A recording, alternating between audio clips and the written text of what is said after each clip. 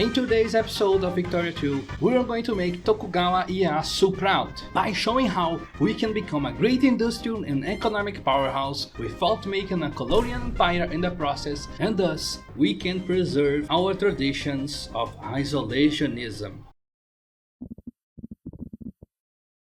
Isolationism. Isolationism. It will have to do. You smash the like button if you think playing Tao is peak gaming. What are we going to do today? You already saw the title. We are playing as Japan. So, Japan, another fucking easy nation, if I do say so myself. So, what do I have planned to make this more interesting and fun for me? I'm just going to restrict myself more. And by that I mean I will play Tall, as is probably mentioned in the title of the video. I'm sorry, I am continuing to stall. I don't want to colonize anywhere, actually, maybe after the 900s. So sometime I will have to conquer at least some place, right? At least Taiwan, at least, I don't know, this little island, Thailand.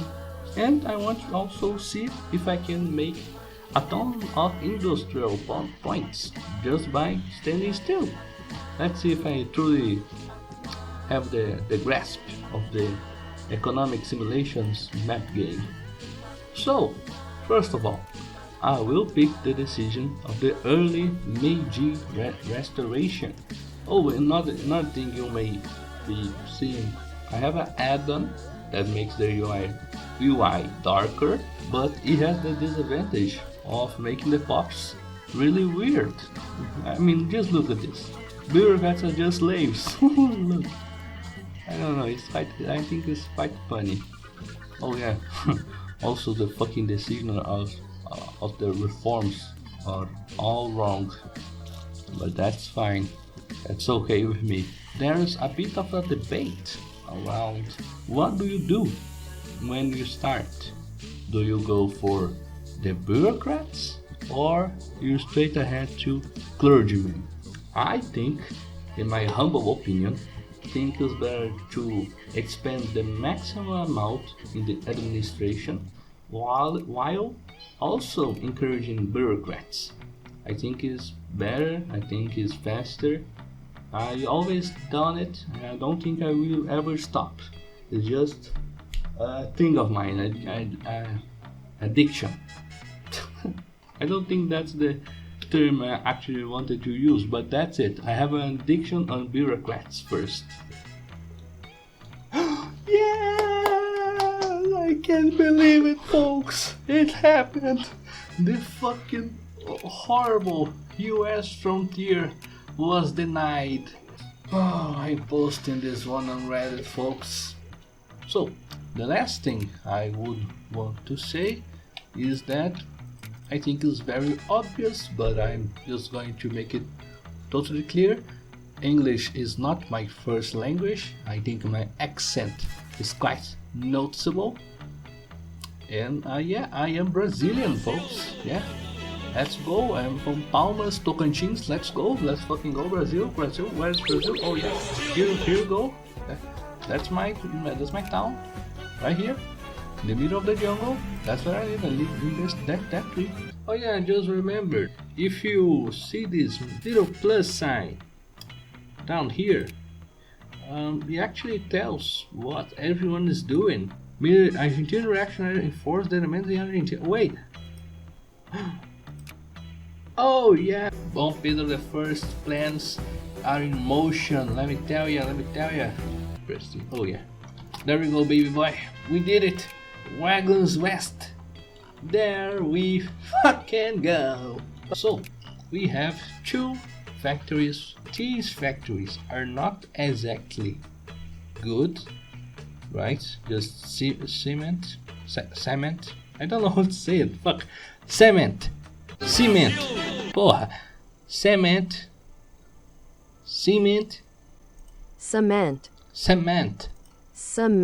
Oh, fuck you, man. Just for you to see. Semente. Oh, man. It is literally the same thing. So cement is not a profit factory.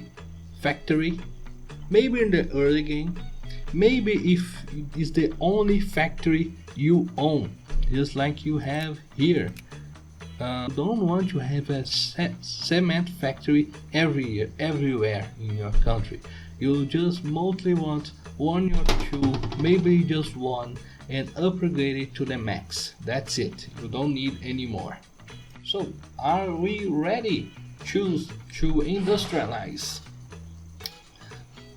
Yeah, I would say so.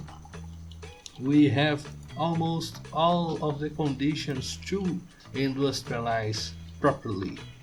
And what are those conditions, you ask me, and I respond to you, my good friend.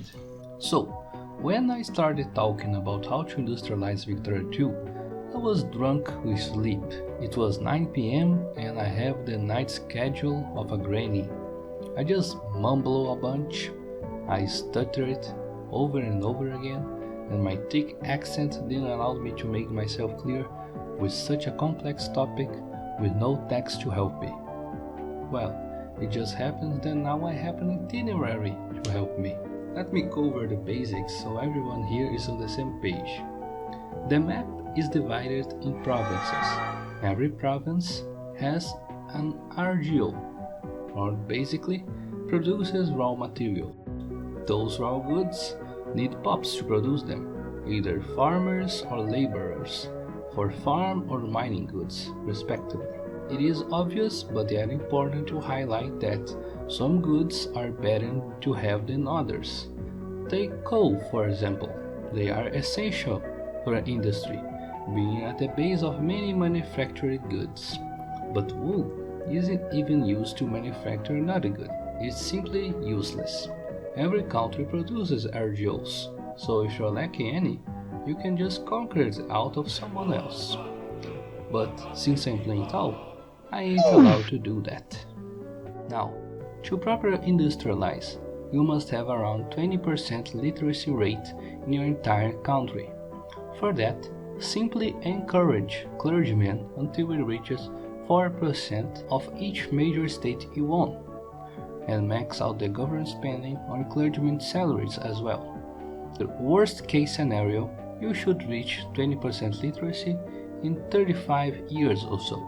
With all that knowledge, I can now explain how industries work. For better visual illustration, let's use a steel mill for the example. Steel mills gather coal and iron and transform them into steel. Seems simple enough, and it is. But if you want to maximize it like I always do, I will let you on a little secret. If you have all the RGOs the factory needs inside the state the factory is in, you can get up to 25% bonus in production. Seems great, but there's a catch. Let's suppose that in a province there are 5 POPs producing 5 coal, and you decide to construct a glass factory to have 25% bonus. Naturally, POPs need to be relocated to work in the industry, and now you have 3 POPs producing 3 coal to a glass factory, and it's only going to get worse as you expand or build more factories.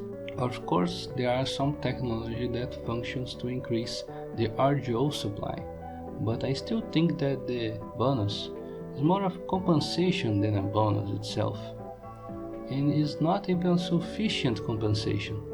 In most cases, especially in the more better ones, like in South America, I leave my precious RGO alone and focus on building factories in the most populated states I have. That way, I always have POPs for my factories and I don't take the POPs from the RGO until much later into the game, when 3 POPs can produce around 15 coal or so. A good example is Peru, where I would build a glass factory in Lima, the most populated state, instead of the only province that produces coal in the country and has a low population. I think it is a better strategy. Keep in mind that every factory can have the 25% bonus. I don't recommend going for it to produce fabric. I do recommend going for it to produce regular clothes. because fabric needs raw material, so go for the biggest state. But regular clothes only need a fabric factory in the same state for the bonus. In these cases, it is easy to build an effective chain of production. All good? I hope you have understood most of it. If not, go back, listen again, and enjoy this list appearing on the screen that summarizes it. What I love the most about Japan is that they are just samurais all the way to the end of the game, I think. Technically, they are infantry guys, with guns, flintlock and stuff, but fuck that.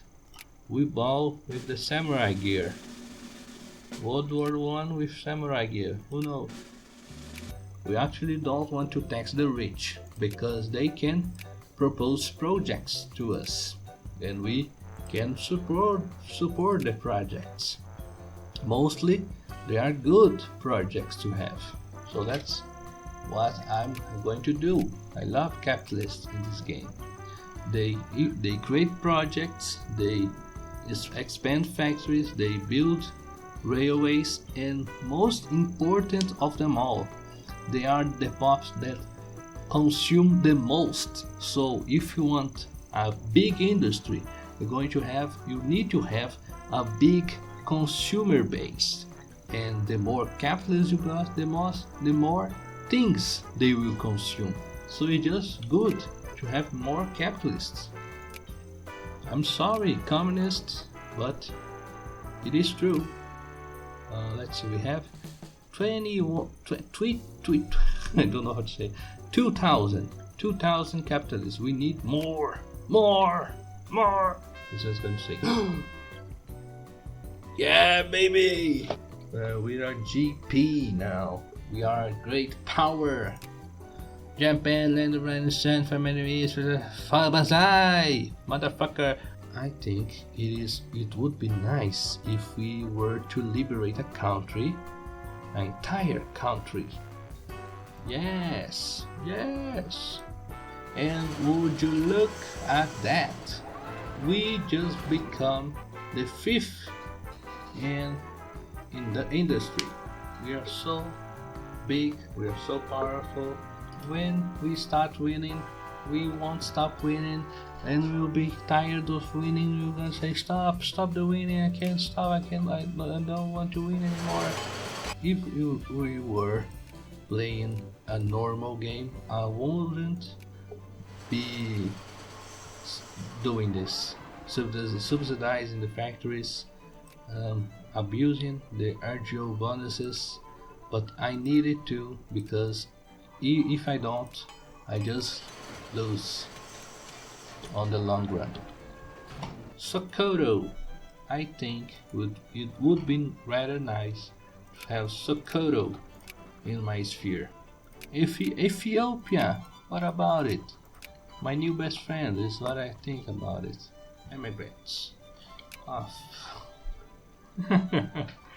I fucking called it. No way, man, I fucking called it. Look at this French sphere of influence. They're almost forming Italy for them. Austria just collapsed. Time for the Japanese tentacles to wrap around Austria. Look at that. Brazil, Argentina, Paraguay, all of them absolute monarchies. What did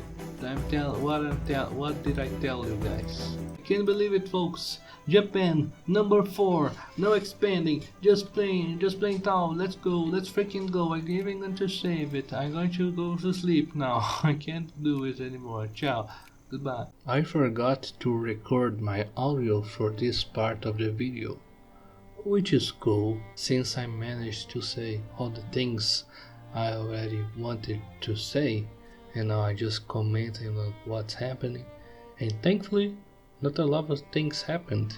It's just footage of me industrializing and putting nations that weren't in a sphere on mine. The biggest thing that actually happened is that I was trying to do the co-prosperity sphere 40 years earlier, and then China attacked Manchuria. In the end, I managed to win, no major problems there.